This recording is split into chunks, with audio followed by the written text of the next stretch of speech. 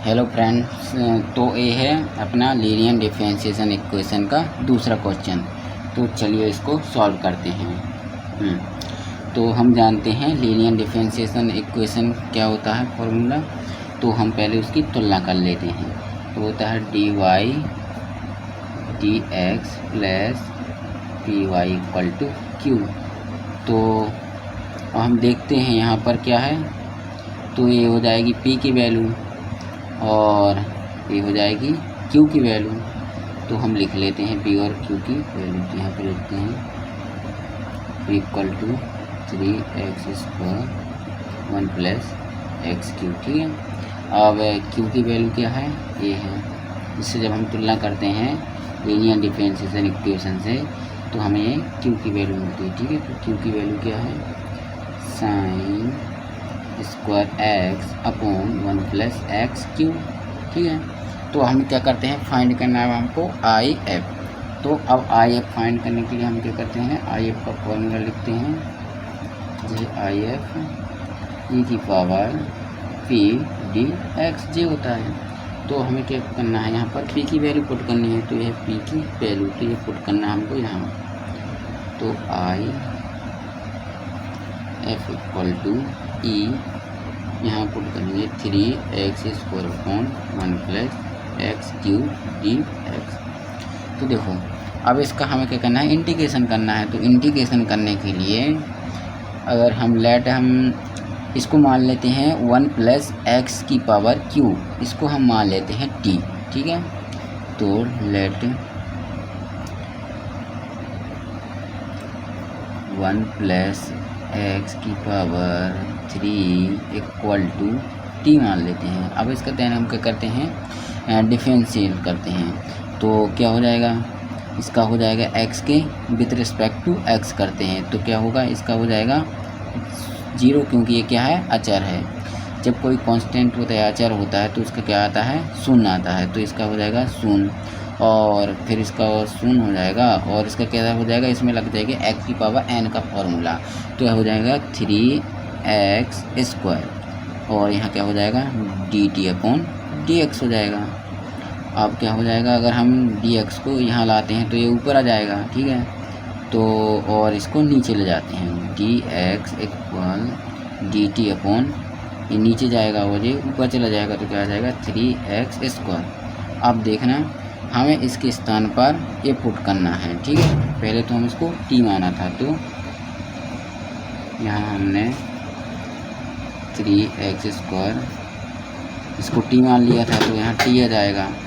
अब यहाँ क्या होगा, अब हम पुट करेंगे तो यहाँ पर dx के इक्वल में हमें पूरा पुट करना है dt अपॉन 3x²।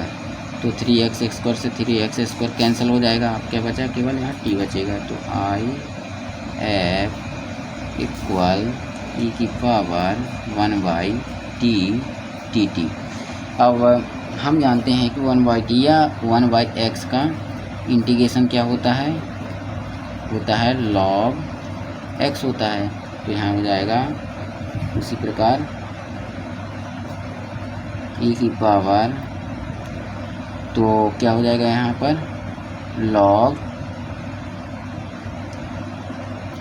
t, ये हो जाएगा। अब हम एक और फॉर्मूला जानते हैं कि e की पावर log x क्या होता है, x होता है। तो वैसे ही क्या हो जाएगा, e की पावर log t का हो जाएगा t। तो IF इक्वल टू t आ जाएगा। तो ये आ गया हमारा IF। तो IF हमने क्या कर लिया, फाइंड कर लिया। तो अब हमें इसके बाद क्या करना है, उसके बाद हमें IF और Q की वैल्यू पुट करके इसका पूरा सॉल्यूशन और आंसर निकालना है। तो क्या करेंगे, तो IF कितना निकला, अपना t निकाला है। ठीक है। तो t की वैल्यू कितनी है, यहाँ पर ये है t की वैल्यू है। तो इसको हम फिर क्या कर देते हैं, हटा देते हैं ताकि हम सॉल्यूशन और निकाल सकें। तो अपना IF जो निकला है वो निकला है t। चूँकि t की वैल्यू कितनी है, 1 प्लस x की पावर q है। तो फिर क्या करेंगे, IF इक्वल टू हो जाएगा 1 प्लस एक्स की पावर 3। ये आ गया अपना आई एफ। अब अपन को फाइंड करना है क्या, इसकी वैल्यू कैसे क्या सॉल्यूशन होता है। तो बी नाउ दैट अपन जानते हैं कि क्या होता है, वाई इंटू टी हो जाएगा इक्वल, यहाँ पर हो जाएगा integration Q into I F D X plus C. एक फॉर्मूला होता है, ठीक है। तो अब टी की वैल्यू तो हमें क्या करना है, टी की वैल्यू कितनी है, जे है, तो ये पुट कर देते हैं यहाँ पर Y into 1 plus X Q equal, Q की वैल्यू भी पुट कर देते हैं। क्यू की वैल्यू ये है sine square X 1 plus X Q. अब इंटू आई एफ की वैल्यू कितनी है अपनी, तो आई एफ की वैल्यू कितनी है, जे है, तो यहाँ आ जाएगा 1 plus X Q into T X plus C. इससे कैंसिल हो गया। अब क्या बचा, साइन स्क्वायर एक्स, तो Y into 1 plus X Q equal integration sine square X D X हो गया। अब हम एक फॉर्मूला जानते हैं, cos 2x इक्वल क्या होता था, 1 माइनस 2 साइन स्क्वायर एक्स होता था। तो क्या करना है, इसको हमें इसके रूप में बनाना है। तो क्या होगा, इसको इस तरफ ले आएंगे तो क्या हो जाएगा अपना, ये आ जाएगा यहाँ पर साइन स्क्वायर एक्स इक्वल में आ जाएगा 1 माइनस cos 2x अपॉन 2। तो ये हम पुट कर देंगे यहाँ पर 1 प्लस एक्स क्यू। अब यहाँ आ जाएगा 1 minus cos 2x upon 2 dx।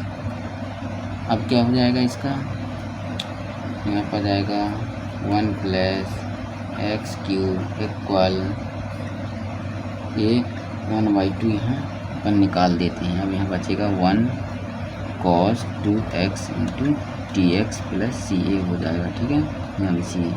तो अब हम देखते हैं इसका अगर 1 का करेंगे इंटीग्रेशन तो कितना आएगा, कांस्टेंट है, कांस्टेंट का कितना आएगा, x आ जाएगा, क्योंकि यहाँ पर x के विथ रिस्पेक्ट टू x कर रहा है। तो यहाँ पर आ जाएगा अपना नेक्स्ट लाइन में 1 plus X Q equal to 1/2। इसका आ जाएगा कितना अपना x, और इसका आ जाएगा कितना cos 2x का कितना आएगा साइन 2x/2, ठीक है, ये आ गया प्लस सी। तो ये अपना क्या आ गया सॉल्यूशन। बस यही इसका आंसर।